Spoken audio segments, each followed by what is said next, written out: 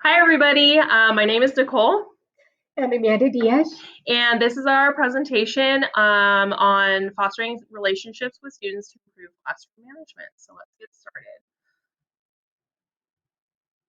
So my name is Nicole, and I have taught for 5 years, and I'm about to start my 6th year, all at Lockford School. My first year, I started with teaching 6th grade, and then the next year, I had to teach 8th grade, and I was very nervous about that, but I ended up absolutely loving it. And I did that for years 2 through 5, and then next year, I am going down to 7th grade, and I will be teaching math and science. I have 2 credentials, one in general education, multiple subjects, and then the other one in special education, mild moderate with an added authorization in autism. I am a TIPS mentor. I am a site tech lead. I am the lead teacher for student council and student activities. And fun fact, I like to paint.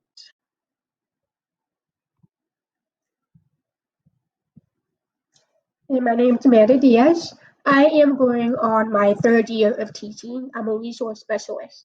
This year, I will be teaching grade kinder all the way to 6th grade. In the previous years, I taught 5th through 8th grade resource specialist. And I currently hold 2 credentials, one in general education and another mild moderate special education with a autism authorization. I am a part of the PBIS Tier 3 intervention support at Lockford Elementary, and I am also a Sunday system teacher. It is a really cool reading intervention program. And fun fact about me is I love playing tennis and spending time with my family. All right, so the way we're going to do this is basically we're going to talk to each other about these things, and then we're also going to talk to you as if we are actually talking to you in person. So part one is on natural teachers. We're going to tell you what we think natural teachers are. Everybody kind of has like a different opinion, I guess you could say, but this is kind of what we've come up with. So I found this quote from a preschool teacher. He has his own blog, and I just felt like this really embodied what a natural teacher is. So he says, it begins with warmth. I love the children that pass my way, and in each interaction, I try to find a way to express that unconditional acceptance to them. Physically, that involves eye contact, smiling, and active listening.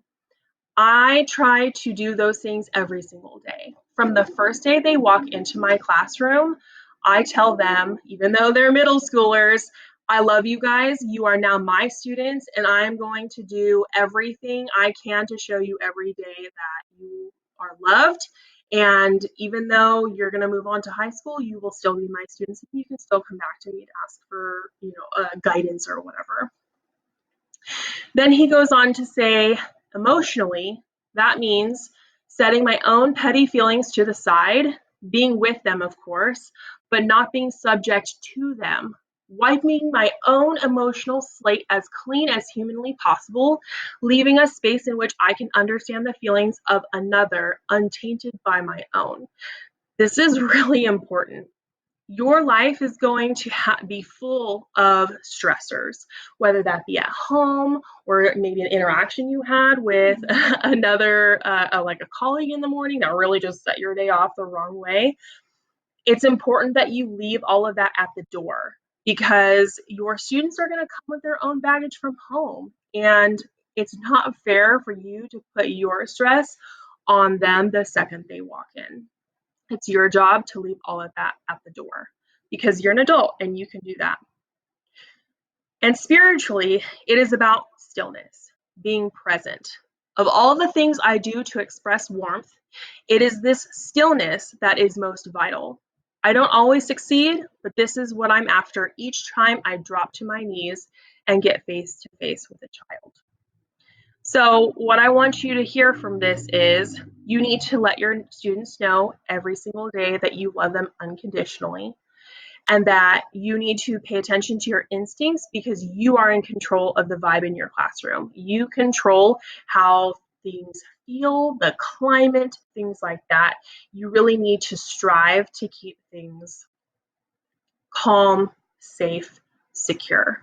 If you are interested in reading more about what he has to say, I did include a link at the bottom. Okay, so Tool for Teaching, which is on page 4, by Fred Jones. And one of the things that he mentioned was the natural teachers were not working hard at discipline management. In fact, they were not working very hard at all. And so that's how you know when somebody is a natural teacher. It just comes to them. They're relaxed, they were emotionally warm to their students and staff members. And the whole point of being a natural teacher is if you yourself, if you are calm, if you are warm towards your students, guess what? Your students will also be themselves and they will be warm to you as well. So some of you may have heard the phrase "don't smile until Christmas," and I was told that several times before I started teaching. And honestly, the only thing I can think of is, would I want to be in a classroom where the teacher didn't smile at me until Christmas? That sounds so uncomfortable. And so even though that was harped on me and told to me by veteran teachers, I don't do it. First day when I come out of my classroom, my students they see me smiling. I'm like, "Hi guys, welcome. I'm so happy you're here." And then, I do get kind of strict. I'm like, "So, we're going to get started. This is how you're going to stand in line. You're not going to do this. You're going to do this instead." And I'm very strict and to the point. And I tell them, "This is how I expect it to go. If you do it right, we're going to have a good time. If you don't do it right, we're not going to have a good time." And because they're older, they get that and they understand what that means. But for the younger kids, you will have to, be more explicit. But someone's probably going to tell you, "Don't smile until Christmas." And we're here to tell you it's okay to smile. So this part is probably a very important part about being a teacher. You need to have good instincts. You have to follow your gut, whether it's telling you, you know what, that student needs my attention more than the other students. Follow it. You need to practice using your multiple senses. Your ears for listening, because you will need to listen to your students. Your eyes for observing your students to make sure that they are safe, they are following the rules, they are staying on task. And smell, hopefully you don't smell anything foul in your classroom, but it can happen, especially in kinder and primary. You want to make sure that they are taking baths like they're supposed to, wiping appropriately in the toilet. And you might have middle school kids who have PE and, don't clean themselves real good. Hopefully that doesn't happen. But then earn those eyes on the back of your head. Um, when you are writing on the whiteboard or blackboard, whatever you're doing, if you're not facing your students, you have to be careful. So make sure your students are sitting quietly, they are paying attention to you, but it might be super helpful if you are writing and watching your kids at the same time versus just having your back completely to them. Yeah. Okay. Practice your I mean business death stare in the mirror. I use this with my kids all the time, and it works. And it especially works in the classroom. As a special ed teacher, I have kids who have behavior challenges, and all it all I have to do is give them the death stare, and she has one too. So pay attention to your students' needs. You're going to have kids who want your attention more than the rest. Mm-hmm. And that's okay. Maybe they don't get that kind of attention at home. That's okay. Give them the attention that they want at during lunchtime or recess, whatever is appropriate for you. Just make sure you're not doing it during your teaching time. Then make sure that they understand that you mean business no matter what. So I have a story for you guys. Hashtag story time. I had this student, my second year of teaching, so that was my first year teaching 8th grade. and we're going to call him Chris. And Chris had a really, really rough 7th grade year at home, and that carried over into his 8th grade year. And we butted heads hard in the beginning. And, me being new to 8th grade, I was like, oh my gosh, this totally sucks. But so I had to call his dad, and then his dad had a talk with him and basically told him, you need to put effort into this relationship if this is going to work, because you can't just up and move out of classrooms every time something doesn't go your way. So this student, Chris, started putting in effort, and then I reciprocated, and we created a bond really, really fast. And ultimately what happened was school was just not a priority for him because his emotional health was so poor. And I really had to just acknowledge that and realize that sometimes you need to put what they need first. So every morning he would come in and he would want to tell me about what he had done the previous day or that weekend, or ask me what I'm going to do this weekend. And it was really important for me to take that time with him, even though maybe the rest of the class was working on something and he technically should be working on that stuff. But he just needed me. He needed me to hear him out. He needed me to show him that love and affection that he wasn't getting at home. And he wasn't able to express it at the time, but I'm still in communication with him to this day. And he tells me all the time how important that was to him and to his success that year. So it's very important for you to listen to your instincts and not just be like, oh, this is my job, I have to do this right.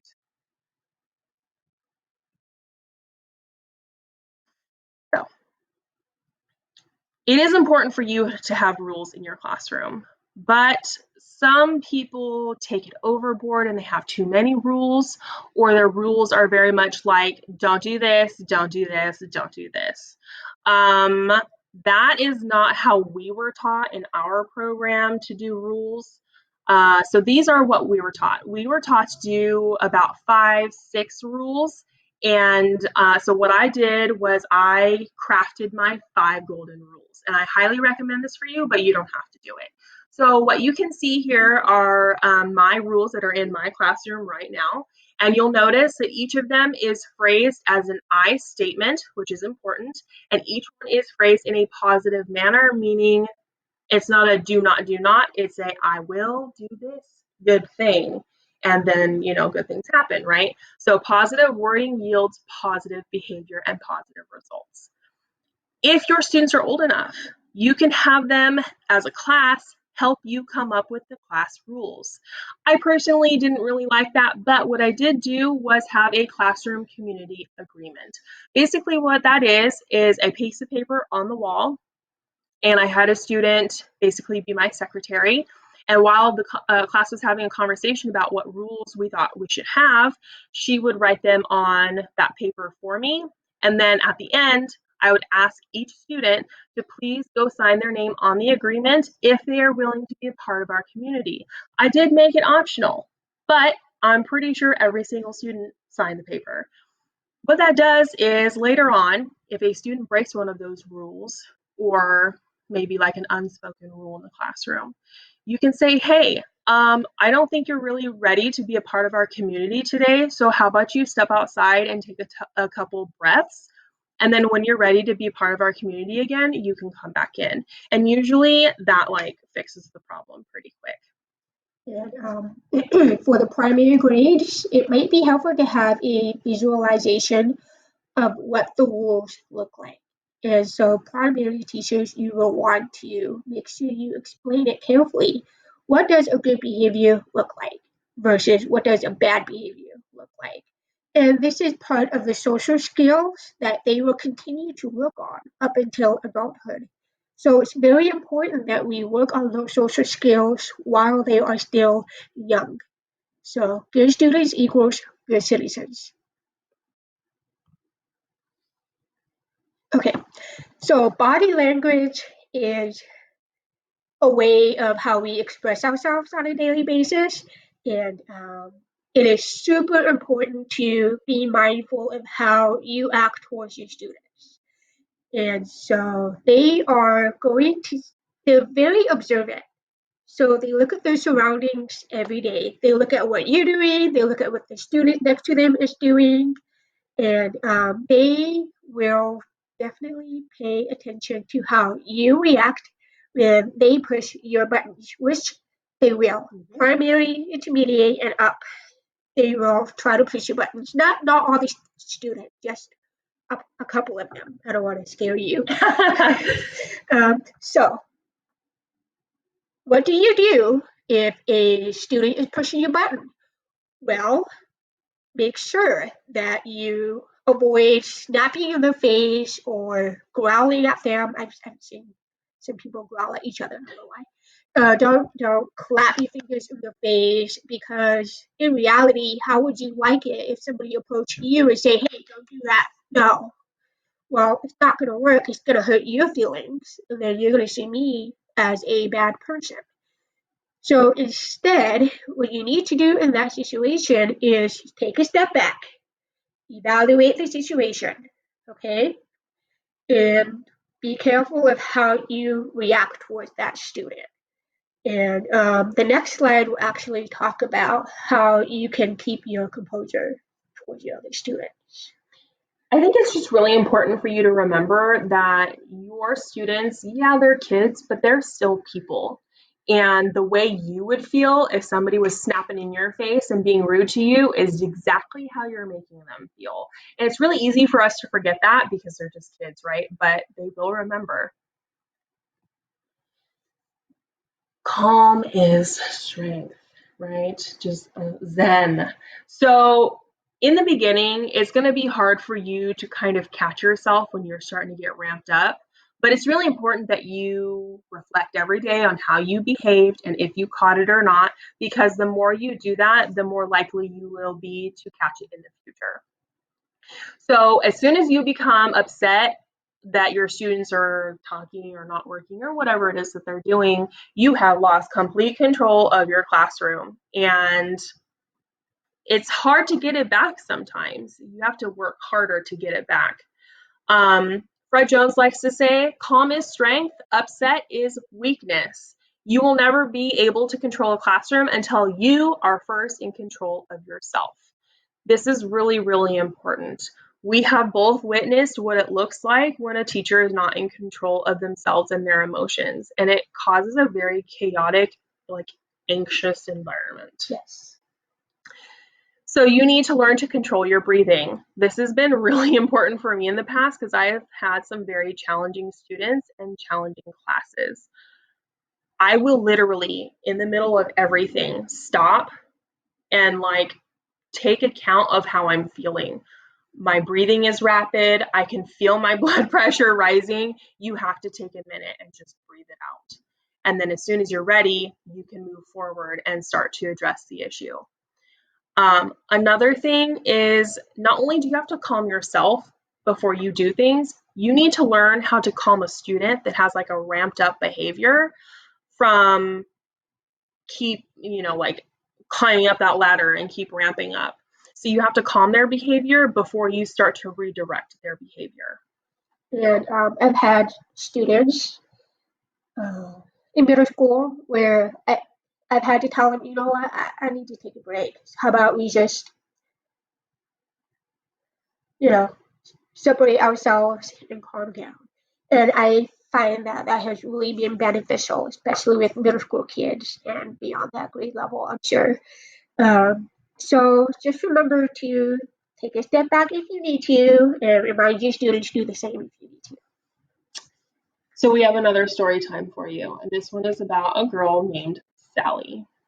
So she transferred to Rockford from another school. She was in 8th grade, and according to her IEP, she was a student with ED. ED stands for emotional disturbance. And she had very poor coping mechanism skills. I could see that immediately in the first week of school. She did not want to come to school, so she would throw a fit with her mom to avoid coming to school at all. And I have seen her bang her head pretty hard on the desk I've had teachers call me and email asking me to come and get her, and she has harmed herself in the past, and it really broke my heart to see that. And it got to the point where we had to sit down with her mom and discuss how we can help Sally with her behavior in her classrooms. And so we decided, you know what, maybe we should just be upfront with her. Maybe we should give her a break, as in stepping outside of that environment so that she can recollect herself. And we have seen such a difference in her behavior, including Miss Combs. You want to share your side? Yeah, so a really important thing to note about this situation was the difference in how she behaved in different people's classrooms because of how they handled things. So for myself, I do not baby my kids. I tell them that from the very beginning. I will not hold your hand. I will not baby you. And even though she had an IEP and a classification of emotional disturbance, to me, that doesn't really change anything.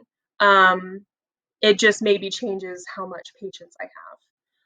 So basically, she would get upset because she felt like she was stupid because she did not get things as quickly as some of her peers. And that would make her feel like a failure. And when she felt like that, she decided to hurt herself. And that usually came about in her hitting her head on her desk pretty violently. And as a new teacher, you may freeze and be like, what do I do? So what I did was I would get up to where she was, and I would say, Sally, I need you to stop doing what you're doing. I need you to step outside for me, and I'm going to call Mrs. Diaz so that she can come help you calm down. And sometimes she wouldn't get right up, and sometimes she would get up and like toss her chair, and it was like a whole big to do, but you can't react, and you just get them outside so that they can start their cooling off. And then once she was calmed down and ready to come back in, I would step out with them and I would say, Sally, what you did was inappropriate. You do not act that way in my classroom, and I expect more from you. I understand that you got frustrated and that you were upset. However, in the future, when you do get upset, I need you to stop. I need you to take a breath, and I need you to get yourself up and step outside. You don't have to come ask me for permission. You can go do that yourself.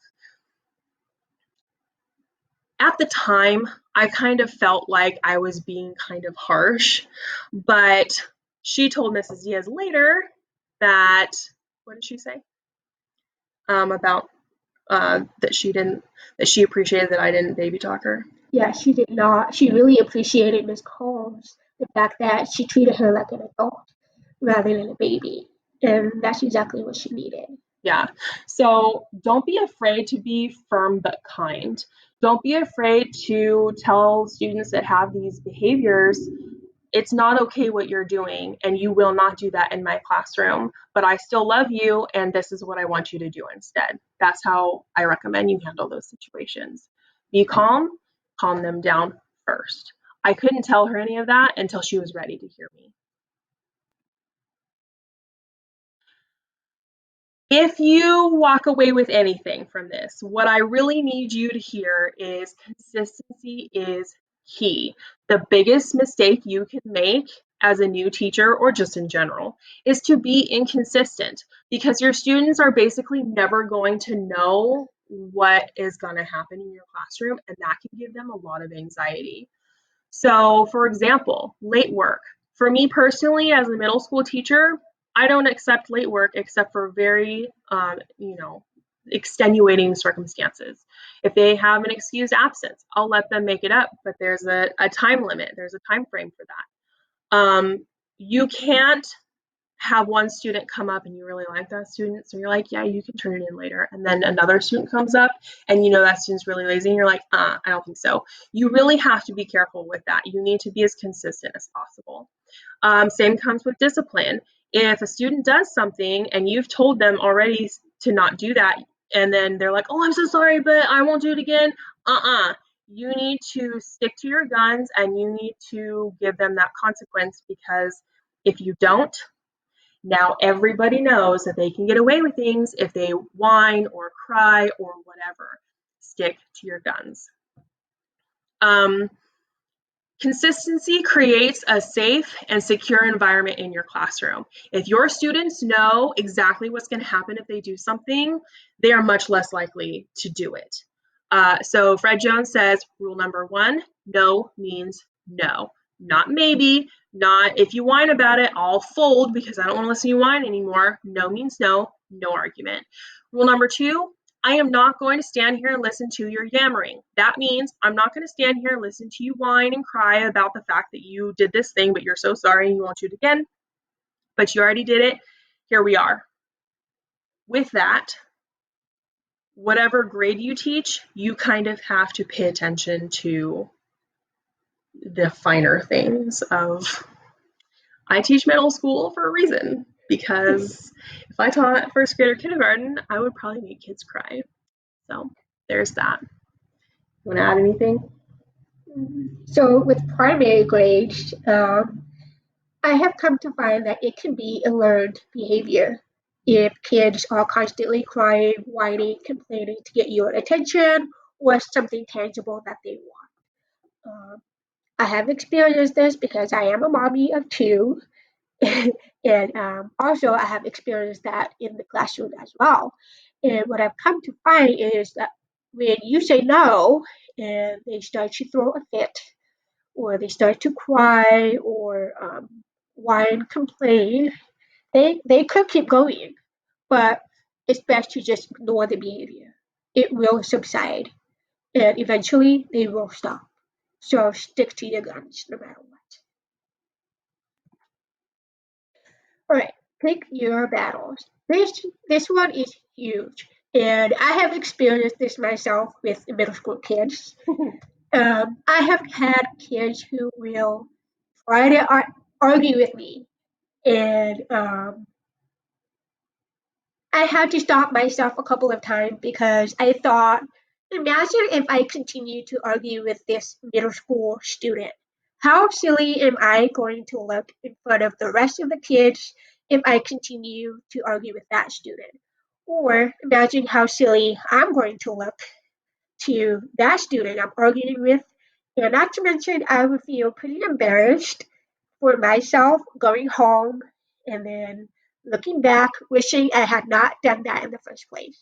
So you're going to get tired if you continue to argue with the student. Okay? And so this is a very important quote to remember. Never make a rule that you're not willing to enforce every time. If a student is going to argue with you, make sure you stop them. Stop. I am not, this is not a full discussion. I am not going to argue with you about this. End of conversation. Just end it.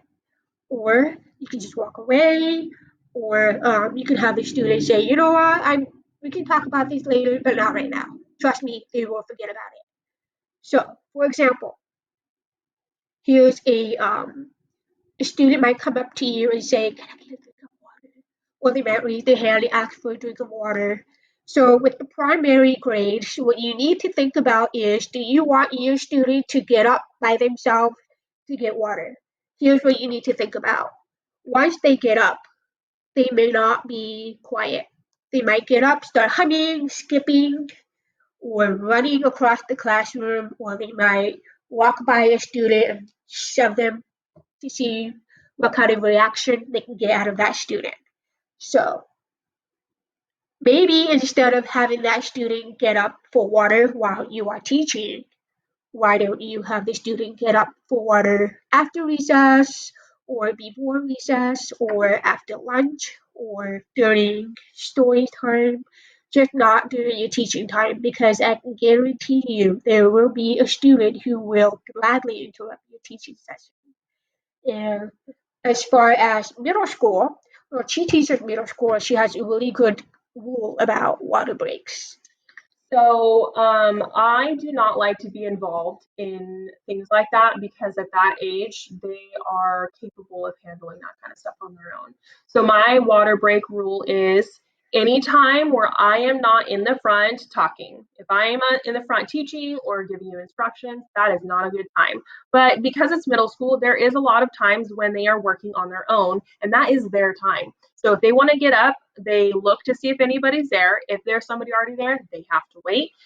They get up, they go over there, get their drink, come back. If anything happens in between, they lose that privilege. But in middle school, they really like when they have those like independent, situations. And so for the most part, and that also comes in with that relationship and that trust. I don't have kids that abuse that privilege. Back talk. This is the center of, I think, all teacher nightmares. And I don't know if you've had those yet, but I still have them. I just had one not that long ago. And so essentially, backtalk is when you say something and or give a directive, let's say, and a student says something back to you that is not okay, sure. It takes one fool to backtalk. It takes two fools to make a conversation out of it. That's what Fred Jones says. It will happen when you engage in this back and forth, especially the kids that are really good at manipulators. They can really figure out how to get you caught up in this situation, and it will happen. You just got to learn from it.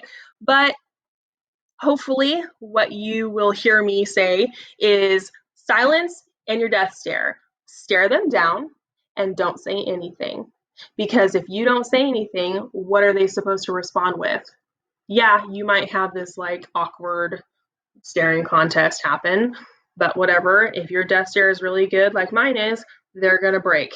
And that's how I deal with backtalk. If it escalates, and it has, what I do is I walk over to my phone, and everybody knows if something like that happens and I walk over to my phone, I'm about to call the principal and you're not going to have a good day. So usually that takes care of the situation.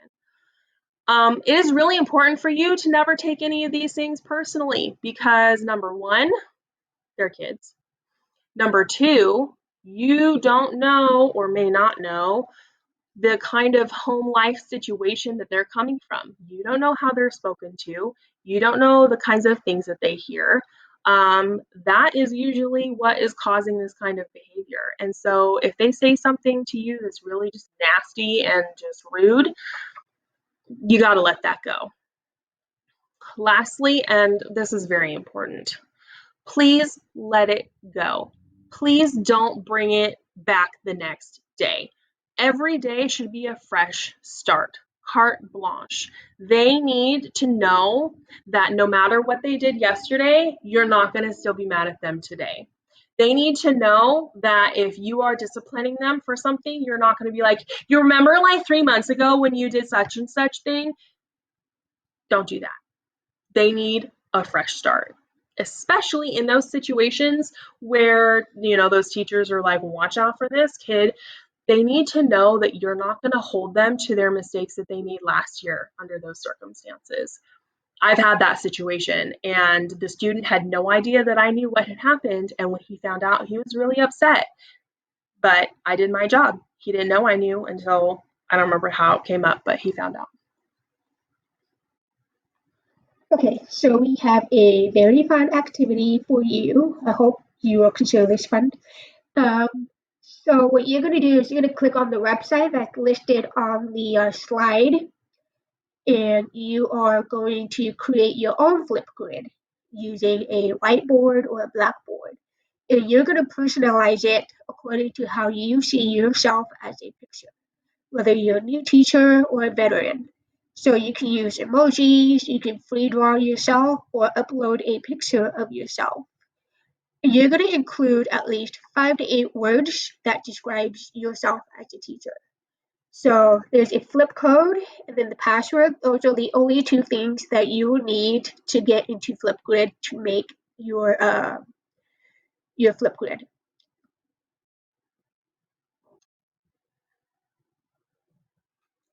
All right, welcome back. Moving on. So this brings us to part 2, which we call humanize yourself. So this really comes down to your personal philosophy as a teacher. You probably learned about this like pretty early on in your teacher education, but basically what it comes down to is I've met basically 2 kinds of teachers. The teachers that first day, it's all strict procedures, rules. This is what you do. This is how you do it. And there's not a whole lot of interaction as far as like fun stuff or getting to know me type stuff. And then there are the teachers that's kind of all they do. It's like one big party the first day.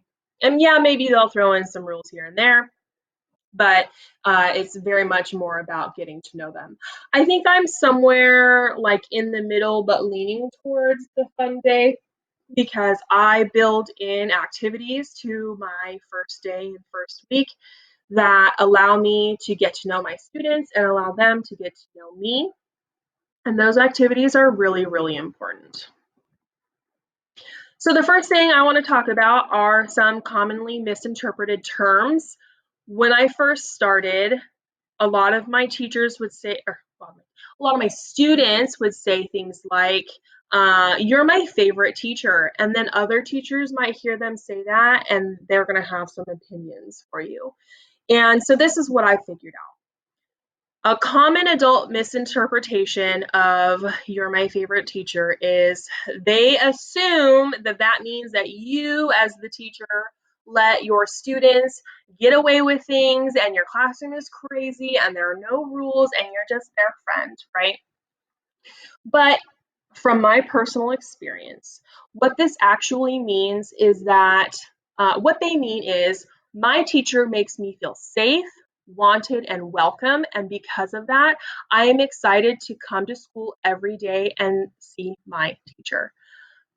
I say that because I have asked my 8th graders, why do you say I'm your favorite teacher? Like, I just want to know. And that's what they come back with. You make me want to come to school to see you every day, when before I never wanted to come to school. Now I pop up in the morning and I get dressed and ready to go just because I want to come see you and be in your classroom and laugh all day, which sounds like we don't do anything, but I mix in a lot of laughter and academics. Honestly, that's something that we should strive for. I strive to be somebody's favorite teacher. I want to make a difference in my students' life. And so that's something that I strive for every day. Yeah. So don't be afraid of having your students say that you're their favorite teacher. And that might sound kind of strange to you right now, but I'll get to why this is a situation. So the other thing that your students might say to you is, you're my friend or you're my best friend. And you're like, whoa, I am not your friend. Let's back up that train really quick. But this is what they mean. So adults think that that means that you as a teacher cross that teacher student boundary and you put them yourself on the same social level as your students.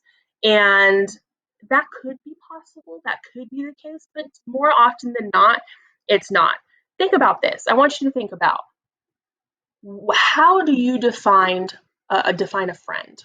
What does that mean to you?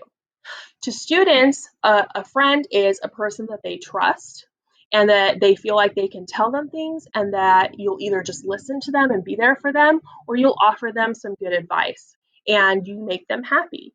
And that's what they mean when they say you're their friend. They trust you, they like you, they want to tell you things about themselves, and you make them happy. And honestly, there's nothing wrong with that. So you're probably wondering, okay, well, how can I develop a relationship with my students organically? It just needs to happen on its own. You don't need to force yourself on your students to have relationship with them. You might not have relationship with all of your students, and that's okay. you're going to notice that there are some students who might want to be friends with you more than anybody else, and that's completely okay. So how can you develop a relationship with them? Well, if they ask you a question and you want to answer it, go for it. You're not crossing any boundaries as long as it's appropriate, of course. So, for instance, I've had my students ask me about my kids because I have a picture of my family in my classroom, and they always ask me, "How old are your kids? What do they like to do for fun? Are you going to bring them here to Lockford Elementary someday?" So usually I answer the questions, and it's fun because they get to know me and then I get to know them. I like to ask them questions such as, "How's your family doing? How's your sister doing in third grade with Mrs. So and so?" And they love to answer questions. I mean, who doesn't like to answer questions about themselves, right? So, and when you're teaching, make sure that you're not teaching in front of the room or at your desk the whole day. You want to get up, walk around as you're teaching, and while they're doing independent work, give them some feedback. Stand behind them, look at the work. "Hey, I really like what you wrote in your journal. I really like the fact that you're sharing this with me. Can we talk some more about that?" Sit down right next to them. Have them sit next to you. And I know Miss Cont has some really fun bean bags. They're just like those long body pillows, but I have like three of them, and they make like a little makeshift chair on the floor next to my desk. And at first, I kind of thought of them as being like if you don't feel very good and you just need to lay down for a little bit, because I have no problem with that because I know what it's like to not feel good and just want to die. So I let them go lay down if they need to, and oftentimes that helps. They spring back up and they are completely fine, instead of them having to go home. But what it kind of turned into was this like teacher club situation. And so I have those students that really, some students, like she said, they need your attention more than others. Some of them, if they come from a really good, loving home and they get plenty of attention, they're really not going to need a whole lot from you. They're very independent and they're not going to need much. But then there are the kids that they may not be told that they are loved for like maybe ever. And so the only time they get that kind of love and affection is from you. And those kids oftentimes will come sit on those pillows next to me with their Chromebook or their work or whatever. They're not just sitting there having a good time, they're working. But they come near me to work near me, and then they sometimes strike up conversations, and I'll talk to them. And we have this very balanced, like, working while also chit chatting type situation. And it really works for me. And I'm not saying it's for everybody, but it does work and they get their stuff done. So as long as that happens, I don't really care. Yeah. And also, I have made mistakes in the past as a teacher. And for example, this one day the meeting didn't go well. And I took it out on my kids. I was frustrated. I was very impatient. I wasn't listening to my kids. And at the end of the day, I reflected on my behavior and I thought to myself, wow, I really messed up. I need to apologize to my students the next day. And so the next day when my kids came in, that was the first thing that I did. I apologized to them. I said, "Hey guys, I'm really sorry. I had a bad day yesterday. I messed up and I should not have taken it out on you." And I think you need to show that to your kids. It's okay to make mistakes. You are only human. And as a first year teacher, you're going to make plenty of mistakes. And that's okay. Show them that it's okay to make mistakes because when they get to be an adult, uh, they're going to make mistakes too. But they need to see that it's okay to apologize for it. And that's a very big part of their social skills as well. Mm-hmm. I would like to add too that I've had students, going back to the sitting with you situation, I've had students that kind of got frustrated with the fact that I had students that would constantly go over to my pillows. And it didn't occur to me that that would frustrate anybody, because like if you want to come sit, I have had like 15 kids sitting on the ground next to my next to my desk, because they all wanted to sit near me, even though some of them were like not really near me. But you know, whatever floats your boat. But some of the kids get frustrated and like jealous about that, and they think that that's like a favoritism situation. So here's what I do. The first year I had to learn that the hard way, but then after that, this is what I say. I say, now, these pillows are over here for you if you would like to come sit near me and do your work and just be around me and we can talk a little bit. That's what those are there for. But here's the thing. I need you all to understand that if some of your friends do come sit with me, that's not a favoritism thing. And I do still love you. And if you want to come over, you are more than welcome. But here's the other thing that I have to remind myself. Sometimes they are embarrassed, or they just are not brave enough to come sit near you because they're, you know, whatever situation. And so I think it's also really important for you to go near them and pull up a chair in their area and strike up a conversation with the other students, because this is what happens. I'll have like maybe, let's say, 5 to 10 core students that are constantly wanting my attention and constantly coming to talk to me. But then I never talk to the other kids because they're like bogarting my attention, and then they feel left out. And so they've told me before, you know, why don't you just come around us too and talk to us? Like, I don't really want to come to you because I'm embarrassed, but I really like it if you come talk to me. And I'm like, oh man, I really need to, you know, make that a point. I was honestly very surprised and jealous, but I'm glad that they opened up to you. Me too. Yeah. And that's the thing. That's the thing. They felt safe enough to tell me that. And I validated that by taking care of the situation and telling them my end of it, and, you know, putting my foot forward and trying to fix it. Also, if you do something wrong, that has to do with both like your emotional state and also academically. If you write something up on the board and it's wrong and a kid is like, you did that wrong, don't freak out. Don't be like, well, you know, nobody likes that. Just be like, oh, my bad, and then fix it and then move on. No big deal. All right, so right now, you are either trying to get your credential or you are going to be starting your TIPS program and trying to clear your credential.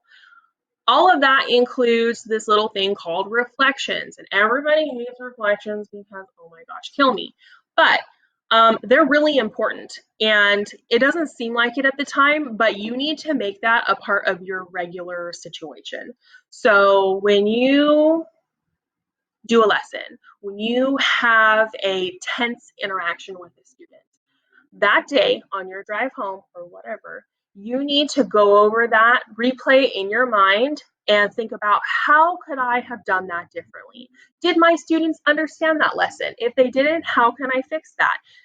That interaction with the student, maybe I got a little bit upset. How could I change that in the future? It's really, really, really important that you continue to do that, because otherwise, if you don't, you become one of those like older teachers that are stagnant in their professionalism. They're not dynamic, and they just kind of, they're not as good as they're at their job anymore, because they're not trying to be flexible and change themselves and match themselves to the situation. They are just like, my way or the highway, and this is how it is, and I don't care about anything else. And that's just not how you should be conducting yourself. So I do this in a couple different ways, and I put a couple different situations on here for you. So the first one is anonymous surveys. So I linked both of my mid-year and my end-of-year surveys, so you can see the kinds of questions that I ask my middle schoolers. And I do that every single year. I read all their responses, good and bad. I take into account everything that they say, and that's how I figured things out, such as the favoritism thing, because the student was jealous because he wanted attention from me, but didn't know how to go about it. And I was able to address that with him and with the whole class and kind of deal with that situation. And I would not have known that without these surveys. I also started a classroom mailbox, which you can see in the picture. That is typically used for them to request songs, because I play music in my classroom, appropriate, which is difficult, but it can be done. Sometimes they also write me notes about things that are happening that they want me to know, or love notes, like, I just love you so much, you're amazing, whatever. But it can also be used for things like, you hurt my feelings today because I'm a roast queen. I'm very sarcastic, very fun. Oh, I think I'm funny, whatever. And so they can write me notes and stuff like that. And then you can also use entry and exit tickets. I think these are really good, but I feel like you have to be like really on the ball to use these efficiently. So basically, you could do an entry ticket where you say, how did you feel about yesterday's math lesson? Did you get it? Did you not get it? And then you read those really quick before the lesson starts and see how they did. You can do an exit ticket and say, how did you feel about today's lesson? And then review those afterwards, things like that. Okay. Real talk. So in your experience as a teacher, you are going to come across colleagues and coworkers that are going to start off acting like they're going to be helpful for you and give you pointers and such things. But ultimately, what's going to happen is they are going to kind of try to dampen down your happy new teacher energy because they don't think that what you're trying to do is going to work or whatever. At first, I thought this was just happening to me. I didn't think it was like a widespread issue. But I went to the Ron Clark Academy training like a year ago, and he told us about this story, and it was basically like my life. I felt like he was talking to me and he knew exactly what happened to me. And so he's told us a story about his experience as a new teacher. I think it was like the first 5 years of his career. And he had this coworker across the hallway from him, and she would constantly try to give him pointers, but they were like basically put downs, like, I know that you're doing this, but you should do this instead. And basically trying to like suck out his happy teacher energy. And so he calls these people energy vampires. They're typically kind of like cranky people. They don't like their jobs. They are really negative and pessimistic. And they're ultimately going to bring you down. And they're going to make you feel like, well, apparently I was wrong about everything. And I really wish that somebody would have told me about this when I was starting, because I had a couple experiences with different colleagues that were like this. And it's tough. It's really hard because you come in with that like can-do attitude and I'm going to change the world and do all these things. And that's important. You really need to hang on to that as much as you possibly can. Yeah, as you go through, you're going to have some bad experiences and they're going to kind of like change your worldview a little bit, but it's really important that you continue to think that you have the ability to change lives, because you do. Maybe not in the original way you thought, but you will.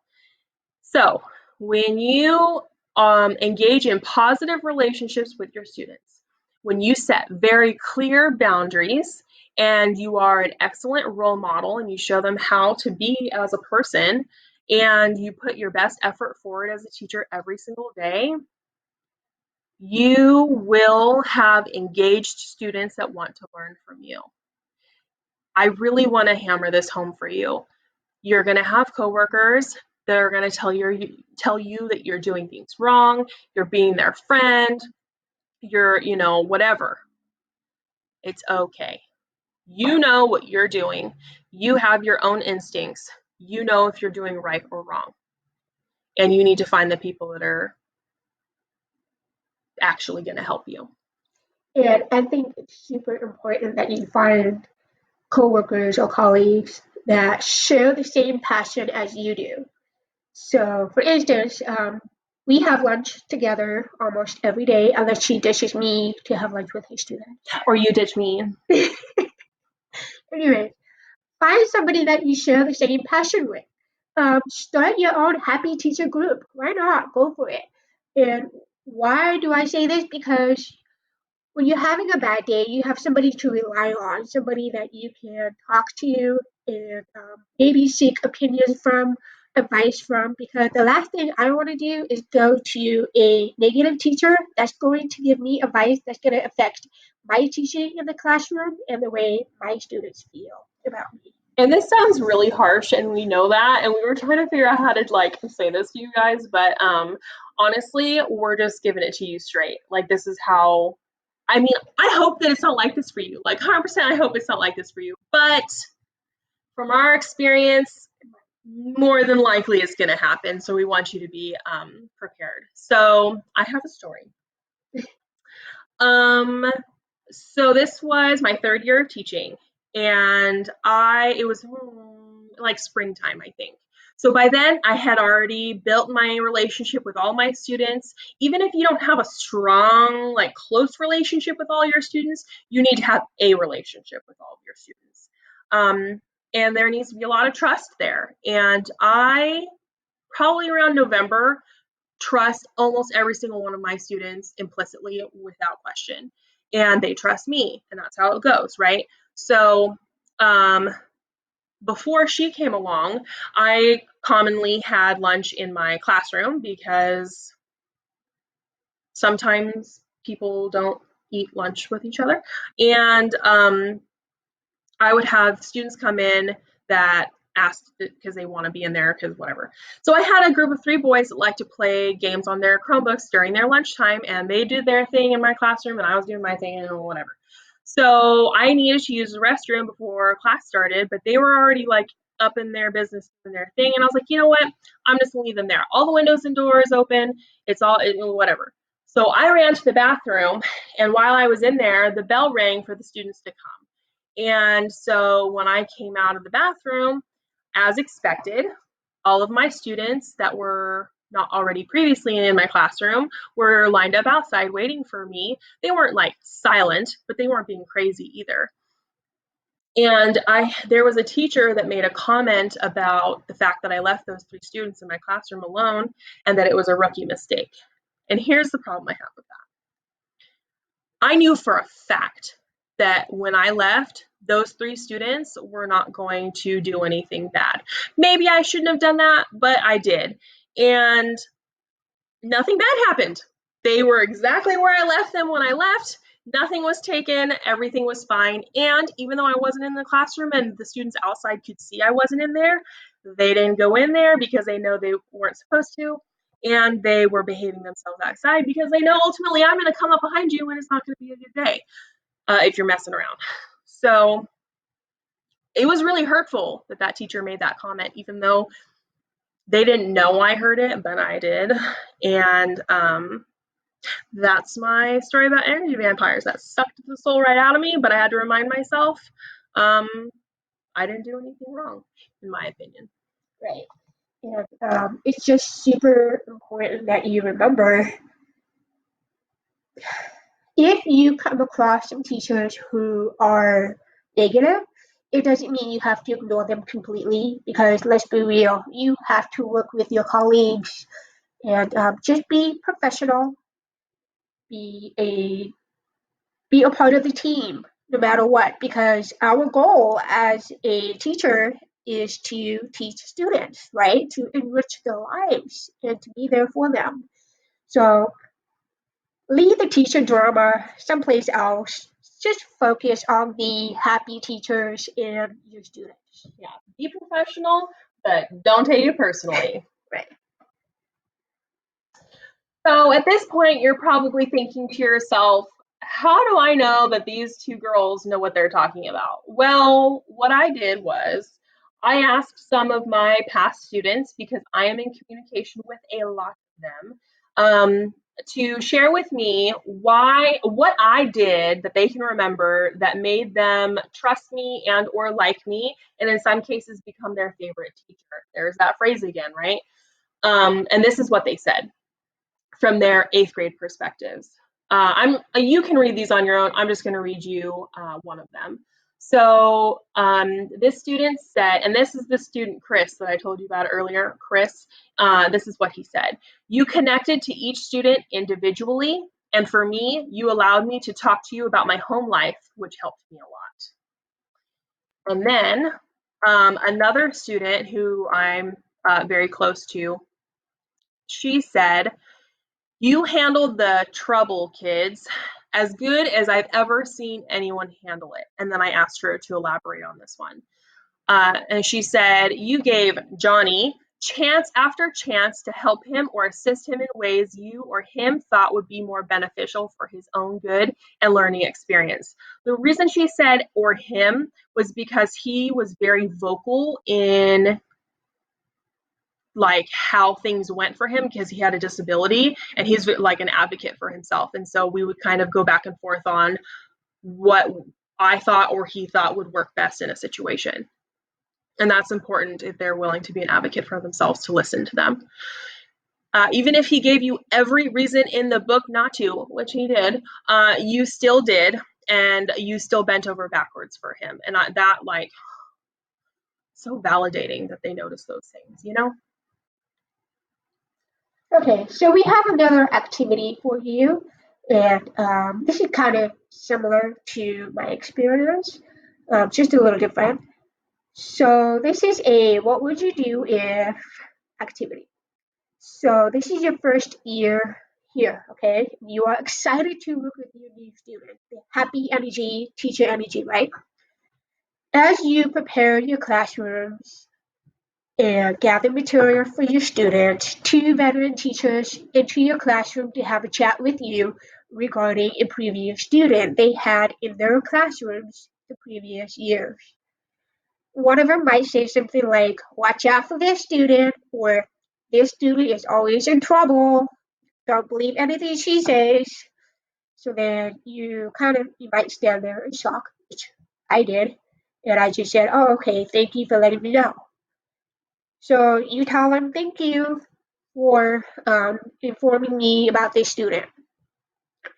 On the first day of school, when all the kids are coming to school for the first day, this happened to me.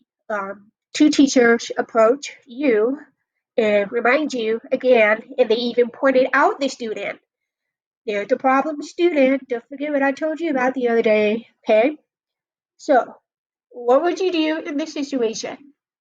What would you say to the teachers?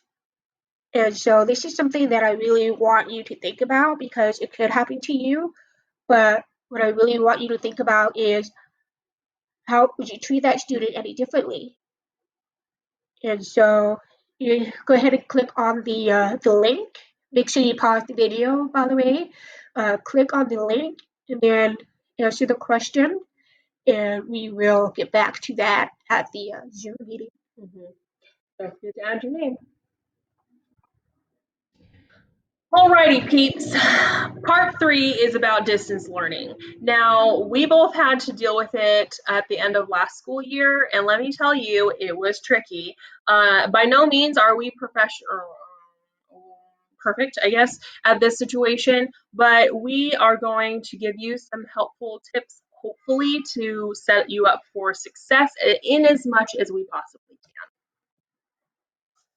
can. So we don't know what is expected to happen in the fall, whether we are going to go back in the classroom or if it's going to be online.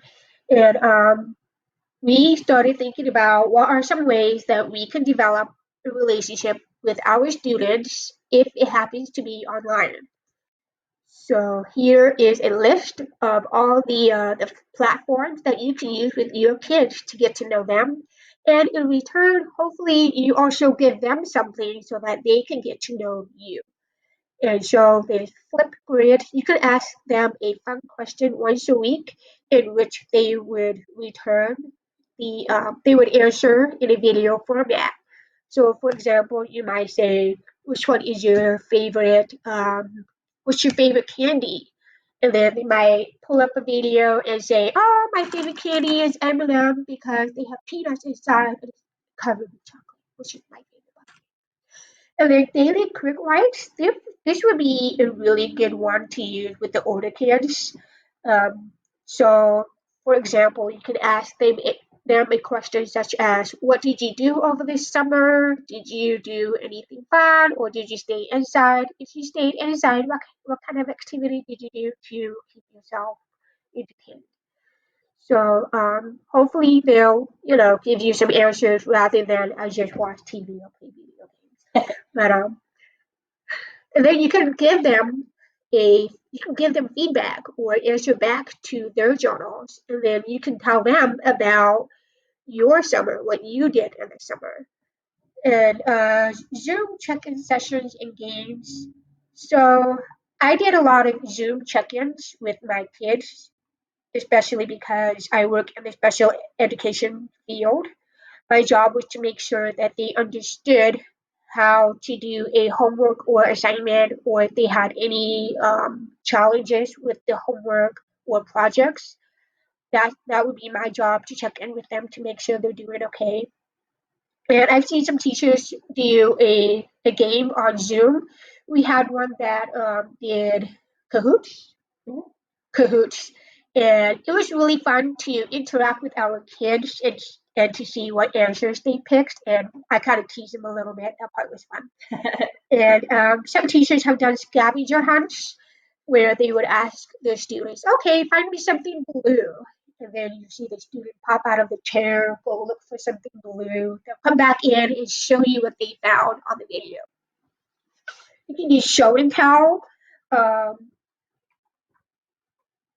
my son's elephant. This is my favorite elephant. So, have them do a show and tell. Make it fun.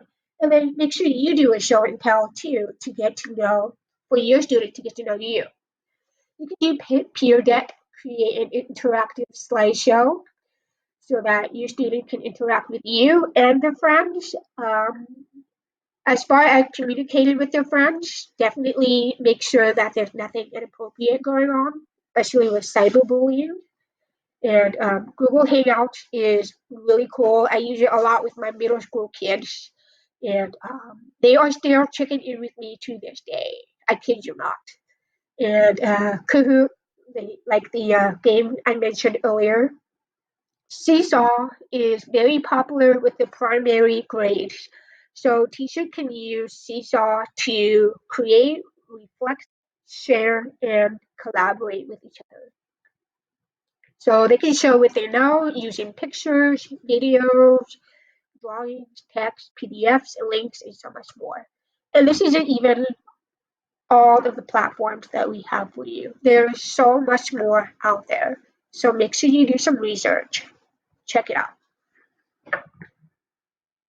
All right. So this is an idea as far as how you can interact with your students besides during teaching time, because honestly we're not supposed to interact with them while we're teaching. So there are different ways in which you can get to know them. So for example, during lunchtime, that can be that's probably more beneficial, because then it's just your student and you. Maybe they're too shy, or maybe they don't have the courage to come up to you because that student is jealous of a teacher, thinking that, she has favorites. Or they're extremely shy. That's another common Yes. one. So I really like what she did with her classroom. She made these little slips and she gave them to some students in which they were invited to have lunch with her and just talk, chat, right? Mm-hmm. Yeah, so I included a link to just a generic version. Those are not the ones I use, but it's all the same thing. You can make your own. So basically, I just had them ready to go, and I would write the student's name on the back and say, hey, invite a friend if you want to come. And then I would say like 9 times out of 10, they would come and eat lunch with me. And then no, not this last school year, but the one before that, I actually ended up having I called them my lunch bunch. It was a group of 4 boys that came in to eat lunch with me every single day almost, because they just they really enjoyed that time with me. And like she said, you can't really do that when you're teaching. Like, you can like a little bit, but for the most part, you can't really get like into it with them. So they would come in at lunch and we would talk about all kinds of things and, have your windows and door open, safety. But it was a great, great way for me to get to know my students more one-on-one. And then another thing that you can do is a STAR student. I'm sure most of you have heard STAR student activity. Or were a STAR student at one point. Yeah, that's right, huh? Yeah, I was. I forgot about that. All right, so you choose a student once a month and have them take home this poster in which they can color it with their families. That's usually a very fun activity for parents and students to do together. Some of them I have seen they would glue the pictures onto the little boxes of that poster. And another, Go Noodle. That is so popular with little kids. And maybe up to fifth grade, I think. After that, it's not considered cool anymore. So Go Noodle is a great activity when you notice maybe your kids are getting wiggly in their seats while you're teaching, which will happen.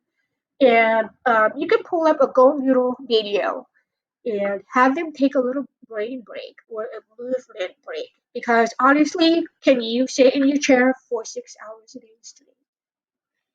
Not me. So put on a video, make it fun for them. And I'm sure there are some videos that relate to uh, your lessons as well. So check it out. There are some outside activities you can do just in case if we do go back to school. Um, and part of our job is to keep them 6 feet apart. And that may seem impossible, especially with the little kids. But here are some ideas. There's the hula hoop contest in which you can have them see who can hula hoop the longest. And we have the sidewalk chalk. You can buy some at the dollar store, they're cheap. And have them make a contest out of it. Who can draw the best art using chalk? And you can even use the chalk to make circles on the black top so that they're 6 feet apart. You can have them do some PE activities. You can have them, I'm sure there's games that you can do with the students. Says. Yeah, that's the one. That's a good one. And you can have them do, let's see, something with the ball. Maybe they toss the ball to another student, and if the student drops it, that student is out. Then they have to go line up 6 feet apart, of course. But they're touching the ball. Oh, that's so true. See, we came up with ideas, and it's difficult. It is. Activities. So, whenever you are thinking about an activity outside, make sure it correlates with the CDC guidelines. Okay. Okay. Story time. Kids love story time. They love getting lost in the book, imagining that they're the characters. And so make sure you really get in character because kids love that. And they even love to share their experiences. Maybe they can relate with the character in the story. And that's when you'll have students who wants to keep talking and talking and talking. And that's really, really fun to see them tell their stories to you in the classroom. But of course, you'll have to tell them to stop because you have to keep reading. Just make sure, hey, we can talk about it some other time. Let's continue the story. And show and tell, that's very popular. Have them show you something that they like to play with at home or it's a favorite video game. A lot of kids like Minecraft these days. Or maybe they want to bring in no animals though. Don't bring in any animals. Or just, ask your administrator first because there are rules. Yes. And a picture of their favorite vacation that they've ever had. Or maybe they want to show a picture of the grandparents that they had fun with traveling to Mexico, Hawaii, or wherever they went. So these are just some ideas. I know there's more out there, so make sure you do some research. And I just want to hit on story time really quick, especially with the little kids, like the big kids too. But the little kids, if you think about how many stories they have and how often they're trying to tell their parents all these stories, and their parents are like, bro, I literally can't with you anymore. You can be that person if you have time, if you build that in, at recess, whatever. If they want to come tell you a story, it really goes a long way for you to like drop down, get at eye level, make a strong eye contact, nod and listen, and the whole thing. They feel so validated when you do stuff like that, and that is a great way to build a strong relationship with your littles. um, but like I told you with the big ones too, if they have something they want to tell you, I let them do it, because you know what, at the end of the day, that's what needs to happen. you know you just got to make those sacrifices sometimes. So don't be afraid to, when it's an appropriate time, let them tell you a story and just give them your time and your attention. So, I'm going to geek out on you for a second here, you guys, because this is what is called a Bitmoji virtual classroom. So I made this. This is my Bitmoji classroom. So basically, what this is a visual to help your students during distance learning feel like they are in your classroom. So you can see there's a whiteboard on there. And so what I would do is put a text box underneath each of those subjects and have the daily agenda and homework or whatever, and that would change every single day and would be posted on my Google Classroom. And then all the little icons on the bookshelf are all clickable, not on here, but in real life. They would all be clickable and would take them to wherever those go. And then the rest of it is just like, decorations. There's a white tiger because I'm like, that's my situation. And also, unfortunately, that is not my actual view outside my classroom window, but it's virtual. So now I want to give you an opportunity as your last activity to make your own Bitmoji classroom if you want to. This is completely, they're all optional, but if you want to. So if you click on that link, the first one is going to take you to the YouTube video that I watched to teach myself how to make this Bitmoji classroom. And then if you do make one, it would be super awesome if you could download a JPEG or PDF of it, and attach it to the Padlet link so we can all see what you made. We are done. Thank you so much for coming to listen. And unfortunately, we didn't get to do this in person. Hopefully sometime we will be able to, but hopefully you found this helpful. If you could please click on the link and take the survey, that would be amazing. Please let us know if there's anything that you felt that we didn't explain enough, or something that we missed. So, whatever it is, please let us know so that we can make this better for future new teachers. And then, if you are interested, we do have another PD called Getting Ready for the First Day of School, and it has more tips and tricks to help your year go smoothly. Thank you so much. Have an awesome first year.